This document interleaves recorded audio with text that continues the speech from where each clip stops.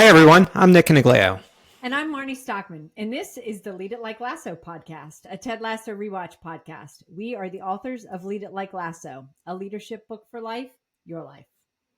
And this podcast is an extension of many of the elements outlined in our book. We invite you to join us as we take a deep dive into each episode and explore the leadership principles as they play out in the series. And for today's episode, we're diving into season 3, episode 3, which is titled 451. So what'd you think of the episode, Marnie? You want to review some of the highlights of it? Yeah. So, one of the big things is we meet a new character, Zava. Yeah. And Zava is a superstar to beat all superstars. And so we can talk a lot about the impact. Yeah, I must say this was not my favorite episode. The storyline, the Zava storyline, I don't think is my favorite, but he certainly arrives and the entire team is hypnotized by, I guess, his genius and his ego. I guess the entire team except for Jamie, right? He's really the only player that is resistant to Zava's spell. And at the same time, we see that Jamie's really taking the next step in his personal development in a lot of different areas. Maybe we'll get into that. Well, and it's interesting that you say hypnotized because Rebecca goes to a psychic. Yeah, absolutely. And then Ted, he faces a hard truth at home when he calls home and he finds out that Michelle is actually dating Dr. Jacob. Yeah. Colin, of course, we find out that Colin has a boyfriend. No one else finds that out except Trent at the end, right? So Trent, and we don't know what Trent's going to do about that. Absolutely. And then we've got the Roy-Jamie relationship taking its next step. And Roy finally agrees to train Jamie, which is something that I think we might talk about. So Where do you want to start with all those things? First of all, did you like the episode? Is this one of your favorites? Not so much? So it's interesting when I think about season 3, I get a little angsty because I didn't love a couple of the plot lines. Like I don't love Zav and I don't love Jack. Why? Because I want the relationship with Keely, Roy, and Jamie to stay I like that dynamic, and I feel like those two things interrupt my favorite, like some of my favorite parts of the show. But that said, when I get into the episode, I'm like, oh, but there's still so many great moments. So like there's this resistance because I know I'm gonna have to slog through some stuff that but oh my goodness, like there's still some great elements in it. But in general, season 3 gives me a bit more angst than the others. But they're long episodes, so there's always plenty of meaty goodness in there. How's that? I think that was perfect. So where do you want to start with this episode? Well, I actually want to start at the very beginning. So Colin is with his boyfriend, but when he gets in the car, he says, I'm a strong and capable man. So I wanted to talk about affirmations. Yeah. And he actually says it at the end too, right? I'm a strong and capable, or near the end. I'm a strong and capable man. Because affirmations are absolutely a thing. So because this is a leadership lens, I wanted to go dig up like some research about affirmations. So can I share? Oh, I'd love to hear it. Yeah, absolutely. Okay. So there are 3 different studies. fMRI study showed that future oriented affirmations like I will activate brain reward regions. And so that actually boosts problem solving and reducing stress under a threat. So 3 cheers for the I wills. Berkeley study, 20 seconds of daily self-compassion affirmations over 4 weeks improved emotional well-being and reduced stress in college students. That's pretty amazing. 20 seconds a day for 4 weeks can improve your emotional well-being. Like that's a big deal.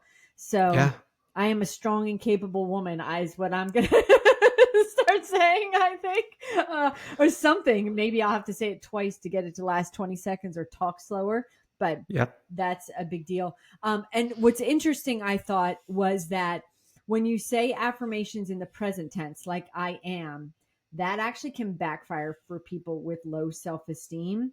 So you need to focus on the I will, which I think is super important as a context about affirmations.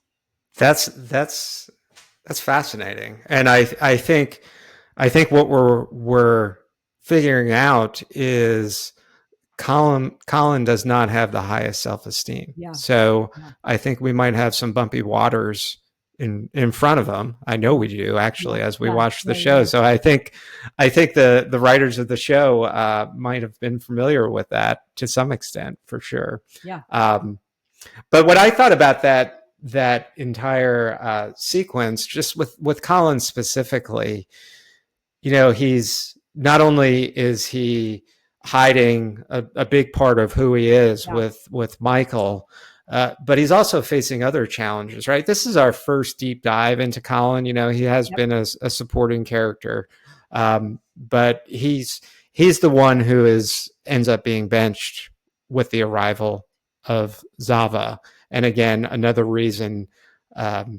to affirm to himself that he is indeed a strong and capable man. Oh, go ahead. Well, You I want to was say gonna something? say, yeah, bonus points for Isaac, who says you're good, Yes. man. Like, Yeah, absolutely. We start to see the relationship between Isaac, checking in on him, yep. which is what I wanted to drill into. The question always comes up when I start seeing things like that, because we all go through challenges like that are invisible to other people. Yeah. And good on Isaac for picking up on the fact that actually can impact somebody else. I think, we talk a lot about empathy, seeing things from someone else's perspective, and that's really hard to do for a lot of people. But that was one of the first things that Isaac really did was, all right, I hear that he is not starting anymore. Let me check in on him and see how he's doing. So I think bonus points there for sure. And, when they introduced that in the coach's room, Roy said Colin's a chameleon. He'll go with whatever works, right? But I always say, don't take my kindness for weakness, right? A lot of times those folks who are very flexible and other oriented, what do we say all the time? They don't take care of themselves, right? It's interesting because I've definitely experienced within the family, like who's the pleaser person and who do you have to kowtow to? And it's not fair to the person that's always got to take the beating.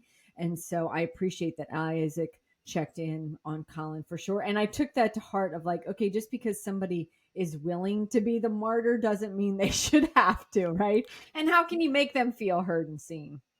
Yeah, I think don't take my kindness for weakness is one. Don't take people for granted. Yeah. I think is okay. That's really probably what I was feeling, and I didn't say it well, so that's better. Yeah, no, I think that's, but I think you're dead on in terms of, because we both have pleaser personalities, and I think both of us we get taken for granted a lot of times because people know that, okay, we'll just roll with it, we'll roll with the flow and figure it out. But it is nice to hear from being a people pleaser perspective when somebody comes out and specifically identifies that something may be affecting us, even though we are willing to roll with the flow. Yeah. Yeah. So, all right. So the other thing that I thought with that whole situation with Trent walking up on Colin and Michael that I thought was interesting is Trent's actually getting a chance at redemption a little bit. He was the one right who got the scoop on Ted having the panic attacks, and he for sure felt bad about writing the story about that as we've gone forward. And it's interesting. He's now given another opportunity. We don't know what's going to happen necessarily. Right. Yeah. What is he going to do with this information? And I think it's really a redemption opportunity for him to see. Interesting. Okay, what does he do with it? Yeah. Okay. I like that. Okay.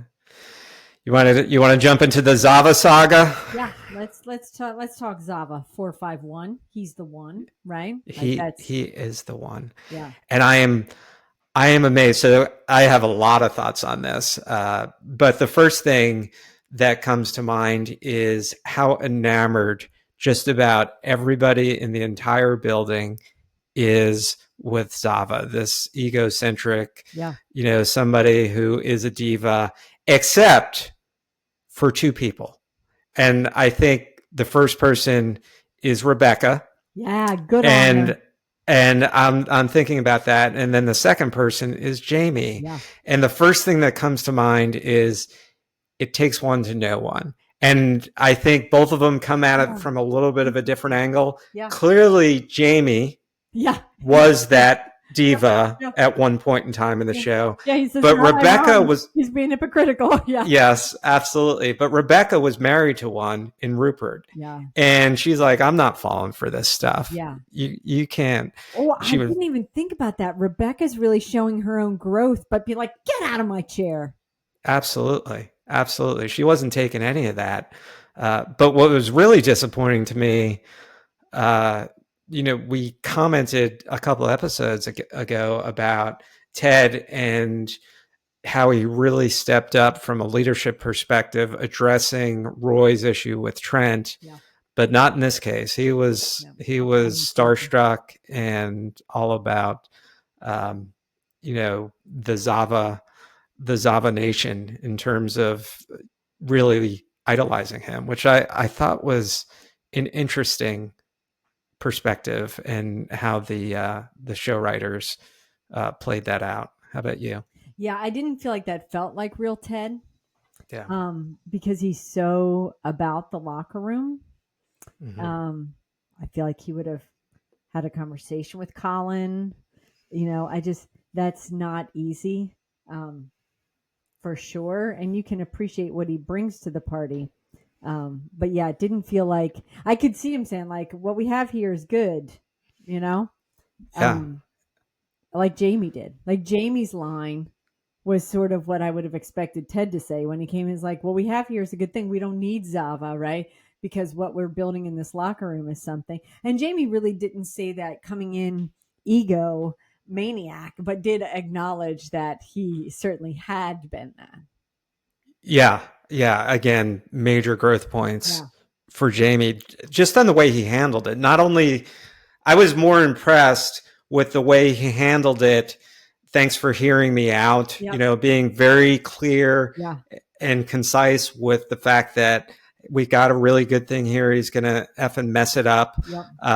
But Ted said, we always appreciate you coming and talk to us about it. And he's like, well, thanks for listening. And I think, wow, Jamie, this is why I love Jamie Tartt so much, because he shows such tremendous growth. And I thought he handled that really well. So there are a couple other things I think are important from a leadership perspective when you have a diva on the team or a star on the team and what it can do for the team. If you think about the notion of 4-5-1, if you haven't rewatched the episode recently, it makes you think like, oh, on the soccer field, they've got 4 on the back and then 5 and then Zava in the middle. But when Zava went to move the pieces around, he did not do 4-5-1. He did cluster of 9. 1, right? And his ego is making everyone else less. And that is an absolute threat in organizations. When you have a really large ego, you and I have both worked for organizations where an ego tries to deflate everyone else, which causes a lot of problems. People don't understand their place in the world. They feel like they don't have any agency or ownership to do something to improve. They're just put in their very little box or cluster of 9. And so nobody grows. And the other piece of that is a 1x9 doesn't scale. So if you are a leader of an organization and you, maybe not by ego, but by accident, are doing all the things, it's like the one expert in 1,000 followers, right? If you haven't helped everyone become their best version, what's TED all about? Helping everyone become their best version. That is not what is happening here when you put the other 9 and group them all together, not as individuals, but as just Zava and everyone else. So I saw when just that one moment when Zava moved everybody, I thought, yep, we've worked for places like that. And that is danger, Will Robbins. Yeah, and it goes back to again the disappointment with how Ted actually Yeah. reacted to the That's not his situation. way, right? Because it seemed like, and not 100%, but I wanted to say it seemed like it was about the wins and losses and not helping everybody become the best versions of themselves. I think it was a little more nuanced with that with Ted because he was just awestruck on Yeah. just the presence of Zava. But again, it was off character to everything that we've talked about through right up through this episode with Ted specifically. But talent and skill is important on a team for sure. Yeah. So I think there's a real question to be asked, which is how does a leader balance that admiration for the talent and still preserve team chemistry? Yeah. You have any thoughts on that? Well, it comes down to culture, right? And if Ted doesn't tend to that, then first Jamie and Zava are going to have problems, and Jamie's going to, like, that can impact the locker room. Colin not getting to play can impact the locker room. So there needs to be, in a shocking turn of events, like everything else, open communication, right, about what is going on. So, when this happens, you have to be able to talk to everyone to help set expectations around what you think this relationship will be like in the organization, in the household, on the team, and then have them also talk about what this is going to look like. Ted didn't give, like, who gave the talk ahead of time? Zava, right? So suddenly Ted's not giving the pep talk. He's not controlling the narrative. So he's not controlling the culture, right? So when this Yeah. happens in an organization, you have to be aware, because yeah, you want to hire A players, right? Yeah. But you have to figure out how this is going to impact others so that everybody comes to the conclusion that this is the best thing for the team, right? I mean, absolutely. I think you nailed it. And I think this is a Harvard Business Review case study Yeah. on poor communication, starting from the very beginning. I mean, Rebecca signed Zava without Yeah. much consultation at all. Sure, Yeah. they had a little bit of a conversation Yeah. about it, but they had zero plan in place to actually and forethought into actually how it might play out, what the team dynamic would be, how the team strategy might change, Yeah. how we're going to communicate this with the team. Every step along the way, they failed. They absolutely failed, Yeah. which is great from a comedy standpoint, I guess, but it's also great from the counterexample standpoint on strategies are more than just thoughts and ideas. They are doomed to fail without some sort of well thought out communication plan, for Yeah. As a sure. matter of fact, I know I saw a clip recently where Gary Vee said, I don't care how good your star player is. If they're not good for everyone in the company, you have to fire them. Yeah. Yeah, yeah, Yeah. no doubt, no doubt. So, where else do you want to take Well, the other this episode? piece that, you and I talk a lot about is the importance of mentors. Mm-hmm. We have mentored others, we've had mentors, and Jamie doesn't just want to be as good as Zava. He wants Yeah, to be better than him. yeah, And Roy takes a good long breath and says, I could teach you. And remember that a season ago, when Jamie asked for Roy's help, he's like, nope. And now Roy is coming around as well. And he said he'll mentor Jamie. And and I think in talking about mentoring, it's really important to realize that, like I said, last season, Jamie said, you need to coach me too. And Roy said no. They didn't have the relationship. Some people I have had folks come and say, like, will you mentor me, when you just meet them? Like, what? Who are you? Right? A mentorship is really designed to be, like, done right. It's a yep. it's a close relationship.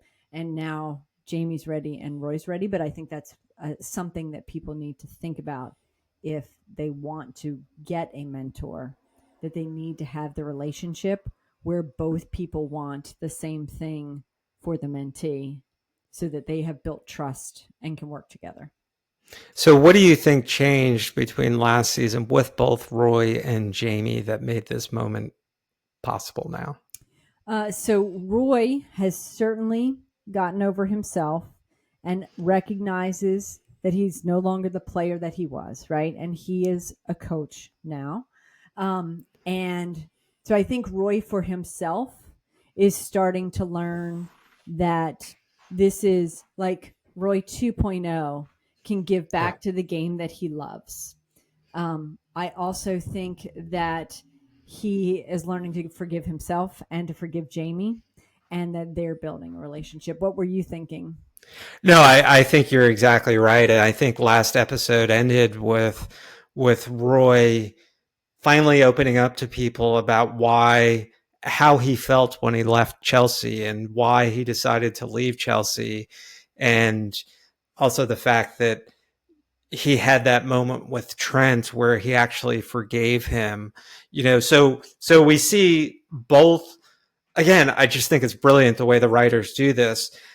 They were not ready for that mentor mentee relationship in season 2, but in the first 2 episodes of season 3, Yeah. both characters came along in such a way. So they didn't just snap their fingers and they said, okay, we're going to make this mentor mentee relationship work.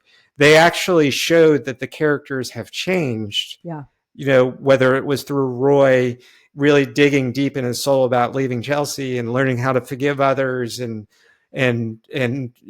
coming to some sort of realization about his relationship with Keely, or Jamie, that it's a little more dramatic. All of a sudden he's like flipped a switch and he's become this like all-time wise person, and showing that he's learned from his very egocentric ways in the past. I just love the fact that they have showed that, yeah, they weren't ready and now they are ready. So let's make this thing happen. So that reminds me, Jamie was wearing the jacket that said icon, ICON, right? And everyone talks about online how he used to wear the icon hat, and at the end it was, more team. I don't even remember what it switched to. And then oh my goodness, I'm going to lose my train of thought when you said that.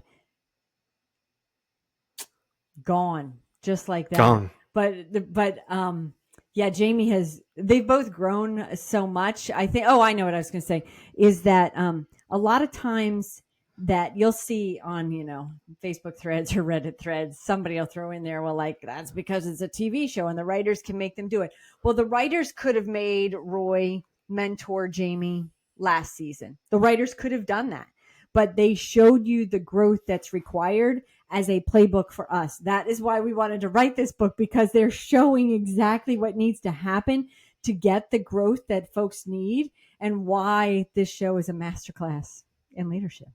Yeah. And I think along with that progression, I think we talk about this whole notion of reverse mentoring as well. And the fact that as the mentor, you can learn quite a bit from from your mentee.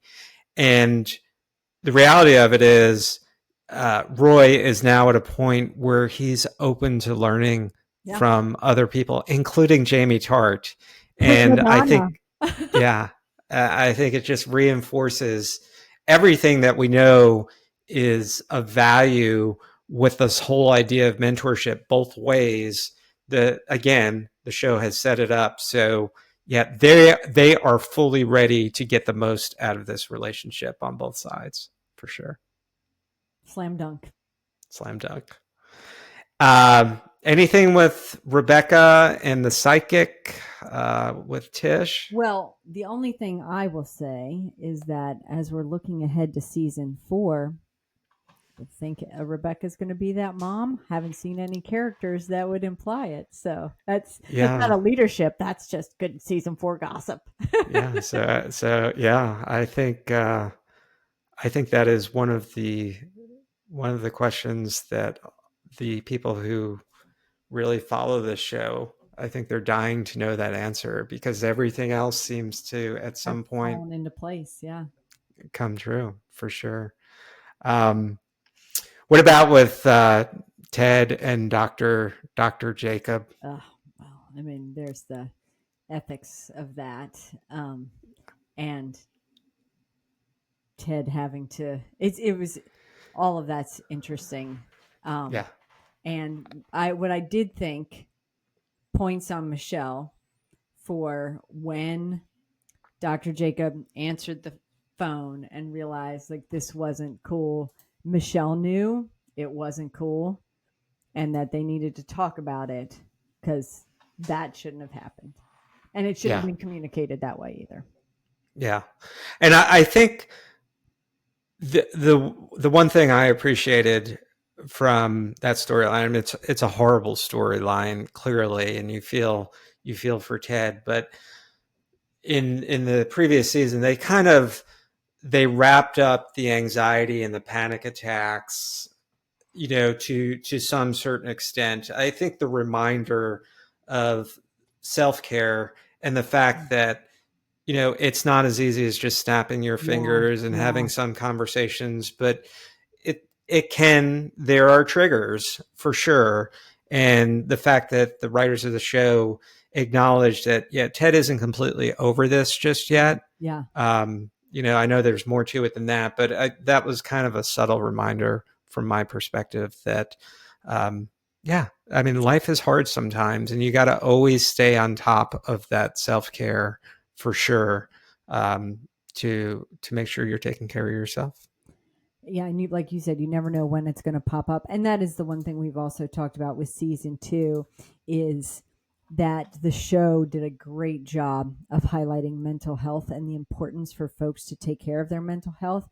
But for those folks that comment, it is just a television show. It doesn't happen with a single sit down with Dr. Sharon where like, oh, all done. I'll never have a panic attack again. Perfect. I'm glad we had that little chat, right?